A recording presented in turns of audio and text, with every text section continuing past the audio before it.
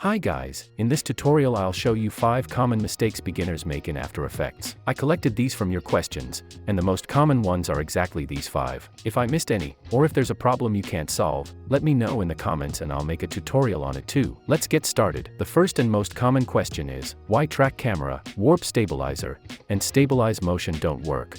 When I click on it, it says 3D camera tracker doesn't work with time remapping. This happens because time remapping is enabled on the layer and a speed ramp is applied, and now I'm trying to track that video. So the main issue is that time remapping and the tracker can't work together. Now I've disabled time remap, and as you can see, the 3D camera tracker has started analyzing the video and it works. But now the question is, how do you make the tracker work with time remapping enabled? It's simple. Enable time remapping and create your speed ramp as usual. Then if you need to use the tracker tools, make sure to pre-compose the layer first. Check both move all attributes and adjust composition duration, then click OK. Now you're free to use track camera or any other tracking option. The second common question and mistake is with the roto brush. Let's select it and start rotoscoping the video.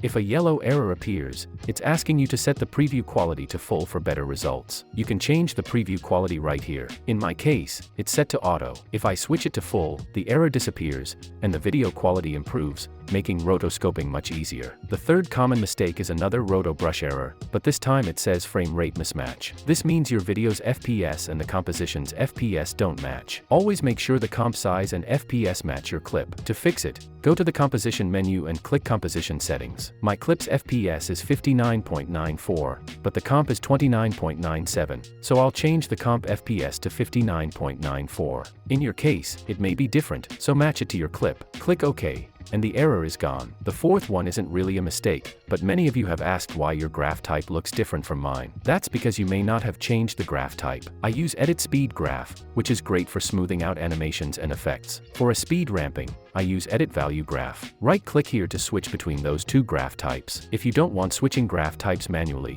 you can set it to auto-select graph type and it will display the right graph type for you. And the last, and biggest mistake many of you make is about frame blending. Some ask whether to enable it before or after editing. Always enable frame blending after you've finished your entire edit. Let me explain what frame blending is and why you should enable it at the very end. Frame blending is used to create smoother motion by generating intermediate frames when your video has varying speeds or frame rates. If you enable it too early, After Effects has to process all frames while you're editing, which can make the preview very slow. That's why it's best to turn it on only after your edits are complete. Your computer won't struggle as much, editing will be smoother, previews will be faster, and your overall workflow will feel better. Once you've finished editing and are ready to render, only then enable frame blending. Hope you found this video helpful. Thanks for watching, and if you enjoyed it, please give it a like.